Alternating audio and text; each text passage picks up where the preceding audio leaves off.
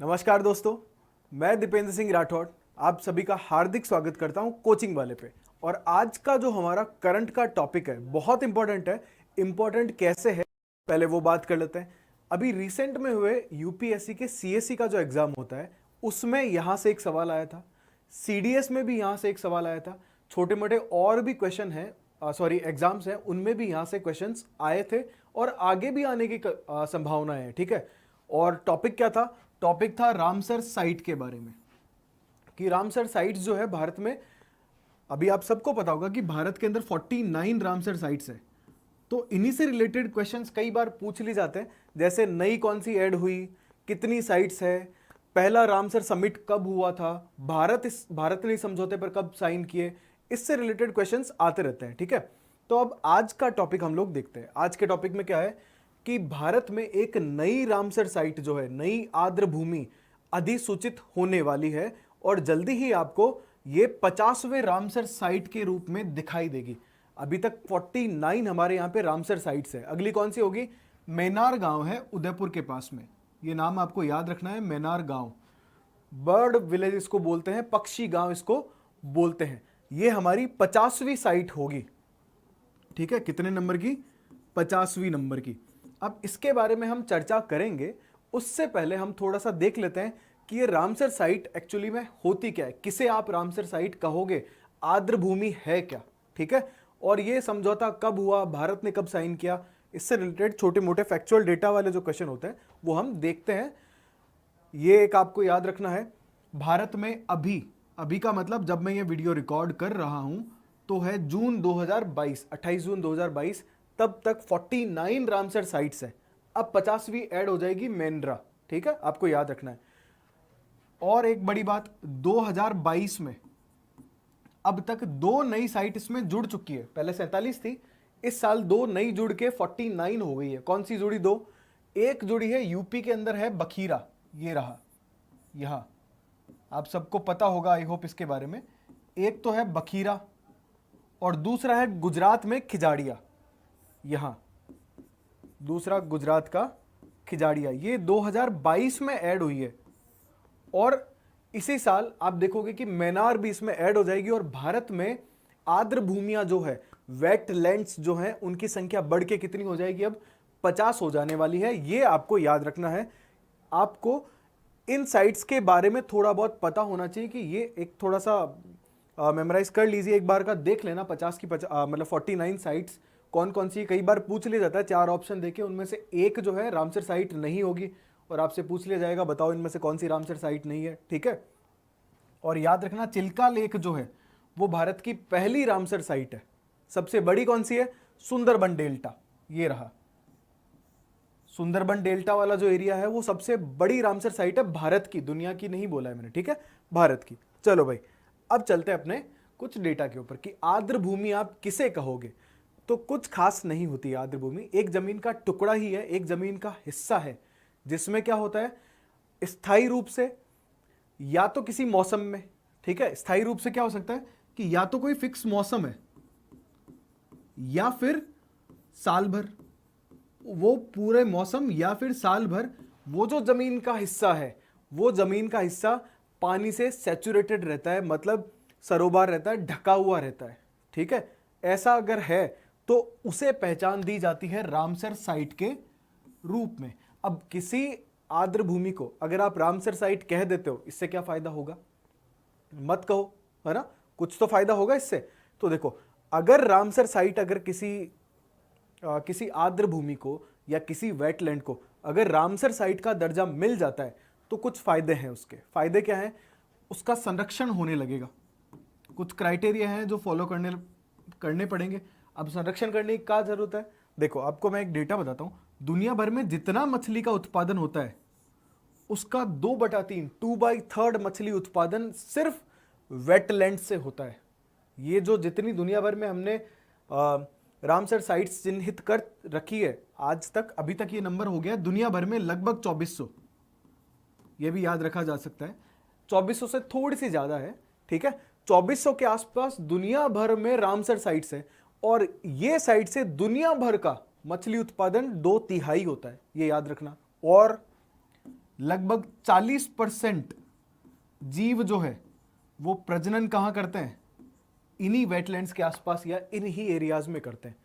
तो जैव विविधता के लिए बहुत जरूरी है, जो जीव हैं वो जो जीवों में सर्कल होता है ना एक दूसरे के ऊपर, उसको अपन क्या बोलते हैं, वो वेब जो होता है, फूड वेब जो होता है, जिसमें एक जीव दूसरे जीव के ऊपर, खाद्य श्रृंखला, ठीक है, खाद्य श्रृंखला को बनाए रखने में इसकी बहुत इंपॉर्टेंस है कि अगर वेटलैंड्स रहेंगे तो आपके जीव रहेंगे वहां पे, और जीवों को आगे बढ़ने का मौका भी मिलेगा प्रजनन के द्वारा, क्योंकि लगभग 40% प्रजनन तो यहीं से हो रहा है। ठीक है, उसके अलावा पर्यटन बढ़ने ही वाला है, बहुत सारे लोग घूमने जाते हैं, बर्ड्स मिलेंगे आपको यहाँ पे, बहुत सारे पेड़ पौधे मिलेंगे, जीव जंतु मिलेंगे, क्योंकि उनके लिए घर है ये स्पेसिफिक टाइप के।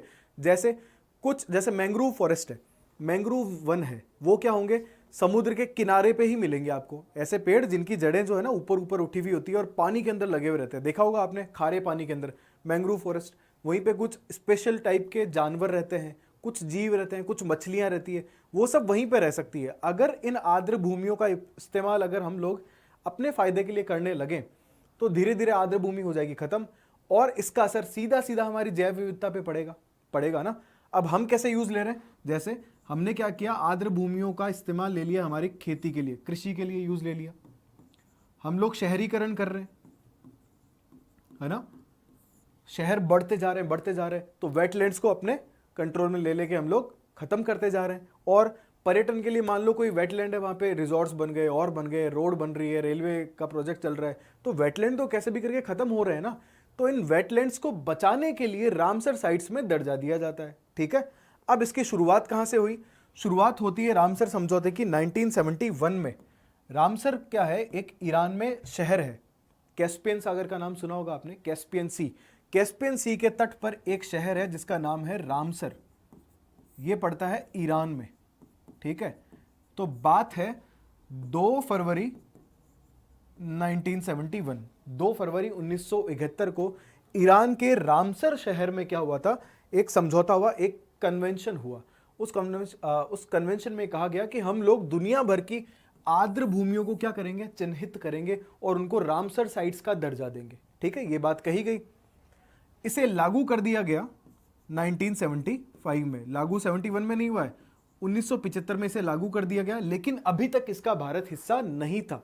75 तक भारत जो है, भारत ने इसमें इस समझौते पर साइन जो है वो किए फरवरी 1982 में, फरवरी 1982 के अंदर भारत ने इसमें साइन कर दिए और हम भी इसके मेंबर बन गए। और आप सबको पता होगा चिल्का लेक जो है वो हमारे यहाँ की पहली रामसर साइट बनी, और आज देखते देखते 49 साइट्स जो है वो भारत के अंदर चिन्हित की जा चुकी है, और 50वीं की तरफ हम बढ़ रहे हैं। 50वीं के लिए ये लेक्चर हम लोग ले रहे हैं मेंड्रा गांव के बारे में। ठीक है, अब बढ़ते हैं आगे मेंड्रा के बारे में।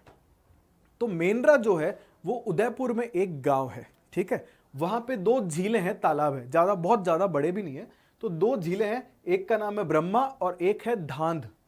ठीक है, आपको इंग्लिश में ऐसे लिखा हुआ मिलेगा, तो हो सकता है इसको धंध लिखा हुआ मिले, तो कंफ्यूज नहीं होना, ये धंध और धांध एक ही है। देखो बोलने का फर्क है, इंग्लिश में आप बोलोगे तो धंध बोल दोगे, ठीक है, तो कोई बड़ा अंतर नहीं है। ठीक है, एक है ब्रह्मा लेक और दूसरी है धांध। इसमें क्या है कि हर साल एक तो माइग्रेटरी बर्ड, प्रवासी पक्षी, स्थानीय बर्ड्स, लोकल बर्ड्स, पक्षी जो हैं, लगभग 150 से ज्यादा प्रजातियां हर साल यहां आती है। कुछ लोकल होती है, कुछ बाहर से आती है।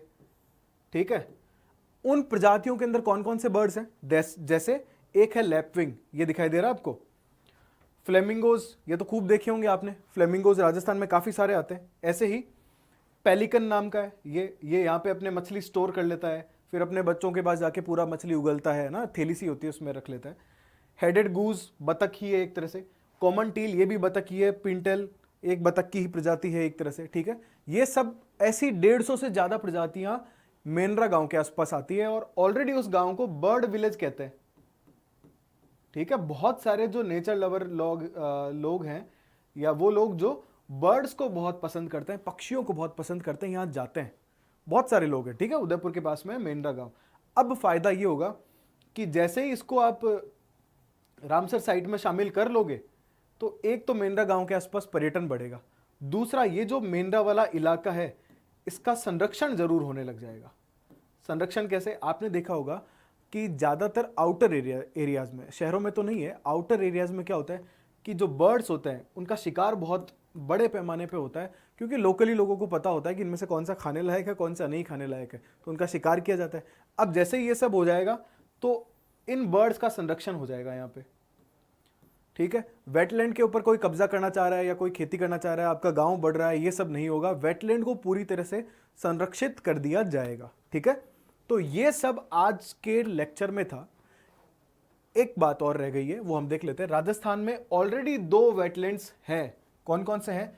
एक तो केवलादेव भरतपुर का, एक है हमारा केवलादेव, और दूसरा है सांबर। ये आपको याद रखना है। पहला है केवलादेव, दूसरा है सांबर, और तीसरा हो जाएगा मेंढरा।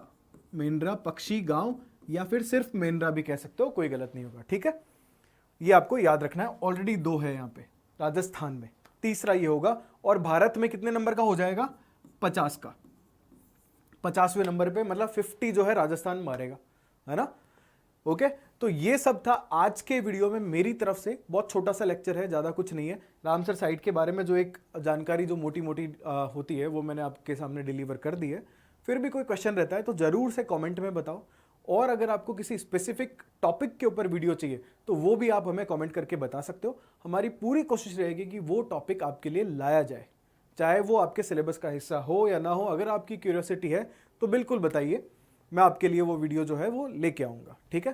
तो जल्दी मिलते हैं अगले वीडियो के साथ में, तब तक के लिए अपना ध्यान रखिए। धन्यवाद। जय हिंद, जय भारत।